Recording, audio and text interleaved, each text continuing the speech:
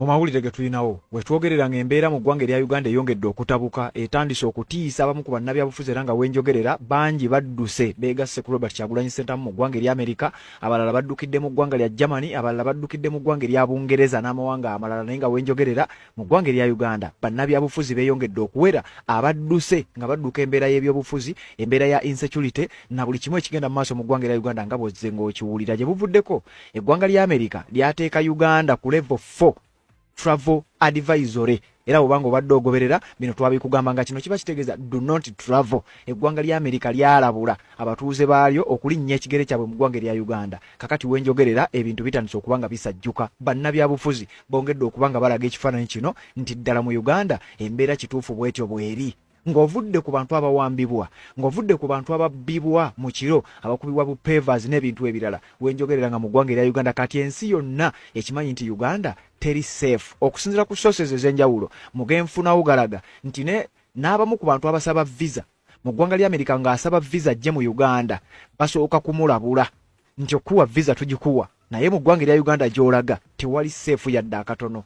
Kakati abasinga obungi ne basalirawo awo ne bakyusa ebirowoozo byabwe, abalala ne bajja mu ggwanga erya Uganda. Twalabako Robert Kyagulanyi Ssentamu yavaayo n'akakasa kyagenzeeko bweru wa ggwanga olw'embeera eyo nga bwe ngikunnyonnyodde, ne bwe twogerera na buli kati takomangawo. Kakati wuliriza, abamu ku bazze atambula nabo Dr. Lina Zedriga kimaze okuba nga kikakasibwa okusinziira ku sources zennina, yadduse dda mu ggwanga erya Uganda, ali mu Exile era nga kigambibwa yandiba nga ali mu ggwanga lya Amerika, ng'eyo gy'ayolekedde asisinkane mukama we Robert Kyagulanyi Ssentamu n'abantu abalala ab'enjawulo abadduse mu ggwanga erya Uganda. Kakati njagala tutambula empola. Robert Kyagulanyi Ssentamu ali mu ggwanga lya Amerika. Lina Zedriga asuubirwa okubeera nga naye yaddukidde mu ggwanga lya Amerika. Munnamateeka Aaron Kiiza naye yadduse mu ggwanga erya Uganda okusinziira ku sources zennina zindaga nti Aaron Kiiza yandiba nga yadduse era nga asuubirwa okubeera nga ali mu ggwanga lya Bungereza, yandiba nga gye yeekwese musajja wattu olw'embeera ezibadde nga zitambula mu ggwanga erya Uganda. Kakati ku bano kwe tugatta Ibrahim Ssemujju Nganda, bukadde kano ayogera agambibwa okuba nti akyali mu ggwanga erya Saudi Arabia, wabula nga kigambibwa okuba nti awo nawo yandiba nga agenda kuvaawo essaawa yonna. Simanyi oba naye agenda kwegatta ku Robert Kyagulanyi Ssentamu mu Amerika, oba agenda mu ggwanga lya Bungereza oba mu mawanga amalala, naye nga kimaze okukakasibwa nti embeera eri mu Uganda y'eri mu kuleetera abantu bano ogenda maaso n'okuba nga badduka mu ggwanga lyabwe, era kigambibwa okuba nti kino kisiiga ekifaananyi ekiyinza okuba nga kyolekedde eggwanga erya Uganda mu kaseera akatali keewala, kiyinza okuba nga si kya bulijjo oluvannyuma lw'okuba nti n'abamu ku bali mu buyinza batandise okubeera nga balabulwa. Eggwanga lya Amerika n'amawanga amalala gatandise okulabula abali mu buyinza obw'eggwanga erya Uganda. Kakati wuliriza, ng'ovuddeko ku bannabyabufuzi abawambibwa nga Erias Lukwago n'abalala bali mabega w'emitayimbwa. Kakati kigambibwa nti neeno insecurity egenda mu maaso mu ggwanga erya Uganda. Mwalabye King Saha ng'akwatibwa, byonna ebyabaddewo mwabirabye. Mwalabye abazannyi b'omupiira ku ggwanga erya Uganda, national team oli yali wa rugby yattibwa. Ekyo kyongera okusiga ekifaananyi nti lino eggwanga teriri safe.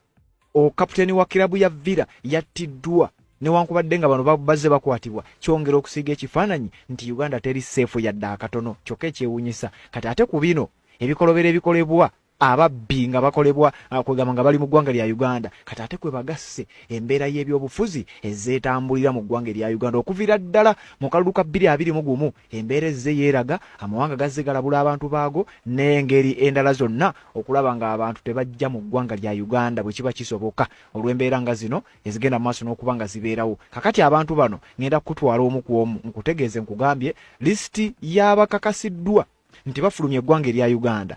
Abamu baafuluma dda, abalala bafulumya akalulu ka 2026 kawedde. Kakati omuwendo guweze nga ba senior political opposition political leaders kuliko Robert Kyagulanyi Ssentamu, president w'ekibiina ekya National Unity Platform, ali mu ggwanga lya Bungereza. Kuliko Ibrahim Ssemujju Nganda, secretary general wa PFF, ateeberezebwa okuba nti essaawa yonna yandiyingira eggwanga lya Bungereza, wabula ng'ali mu Saudi Arabia mbu wenjogerera. Dr. Lina Zedriga, deputy president w'ekibiina kya National Unity Platform, maaso awo ngenda nakuwa akatambi. Kigambibwa nti Lina Zedriga yandibanga n'okuva ku bwa president, acting president, yandibanga tebaakyusa mukyuse. Lina Zedriga okusinziira ku mawulire genfuna yandibanga ali ateekeddwako embeera mu kibiina, era mbu embeera eyo n'emuwaliriza okulizayininga n'asuulawo obuweereza obwo bwali obw'ekiseera nga acting Deputy Acting President Robert Kyagulanyi Ssentamu waatali. Kati mmaze okukakasa okusinziira ku sources ez'enjawulo nti Dr. Lina Zedriga olw'embeera eyo yawaliriziddwa naye kakati yadduse olwa surveillance ebadde muteekeddwako.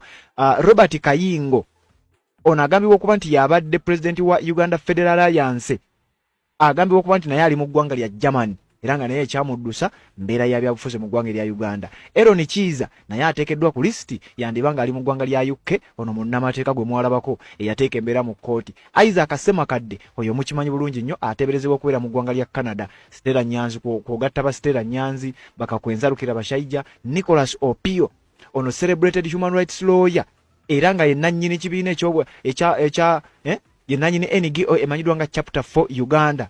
Kigambibwa okuba nti naye obuddabu obulamu bwe bwali mu kaseera kakazigizigi era mbu naye yadduka dda mu ggwanga erya Uganda olw'embeera egenda maaso n'okubanga efaanana bw'etyo. Bannayuganda bongedde okuba nga badduka ekintu ekitadde olunkenke mu bigenda maaso mu Uganda okwetoolola ensi yonna. Kaakati bakugamba bw'oba ogenda mu ggwanga erya Uganda sooka weetegereze nnyo nga tonnaba kusalawo Uganda we tutuuse. Ng'oggyeko okuwamba kwa bannabyabufuzi nkugambye waliwo ne bino ebikolobero ebigenda bikolebwa. Abasambi ba national team batuukira okuttibwa ng'omuntu abasse kumubbako kasimu oba kumubba kumunjagako kasente kayinamu. Kyongera okulaga nti eggwanga teriri seefu yadde akatono. Kati abali kulembera bateekeddwa ku nninga either batereeze embeera y'eggwanga nga bw'etambula oba si kyo ebitongole eby'amaanyi byavuddeyo dda okutandika okugenda maaso n'okubanga bawandiika ebiwandiiko ebitali bimu za lipoota namutayiika zitandise okugenda maaso n'okubanga zifuluma ng'oggyeko eggwanga lya Amerika okuteekawo level 4 travel advisory n'amawanga amalala gatandise okubanga googera ebiwandiiko tubadde tubikusomera ebbanga lyonna obanga obadde ogoberera. Amnesty International baavayo ne bagenda maaso n'okubanga boogera ku nsonga n'embeera nga bwegenda maaso mu ggwanga erya Uganda. Federation International Powerless nabo bagenda maaso n'okubanga bawandiika. Ekitongole nga Human Rights Watch bawandiika kitegeeza wano kooti y'ensi yonna ne United Nations ekitongole ky'amawanga amagatte baba balondoola bagoberera era bamanyi butereevu nnyo ebigenda maaso mu ggwanga erya Uganda nga abali mu mitambo gya bino nabo bateekeddwa ku nninga balabuddwa. Ekiyinza okuddirira kiyinza okuba nga si kya bulijjo. Amawanga amalala geegasse ku Amerika okulabula abatuuze baabo nti bw'oba ogenda mu ggwanga erya Uganda tetukugaana genda, tewaliwo tteeka likummisa visa. Naye genda ng'okimanyi byonna ebinaddirira ery'eggwanga teriri seefu, ebinaddirira ffe tetwagala kumanya, tukulabudde nga tonnaba kubanga ogendayo, eggwanga lya Uganda teriri seefu. Kakati obunkenkene bweyongera, kakati gwampuliriza njagala ogende mu comment section ombuulire olowooza lwaki ebintu nga bino byapeninga mu ggwanga erya Uganda, ate kiki ekiyinza okuba nga kiddako. Embeera eno yasembayo ddi okubeera mu Uganda nga bannabyabufuzi naddala bali ku ludda oluvuganya badduka mu ggwanga kumpi buli mwezi owulira yadduse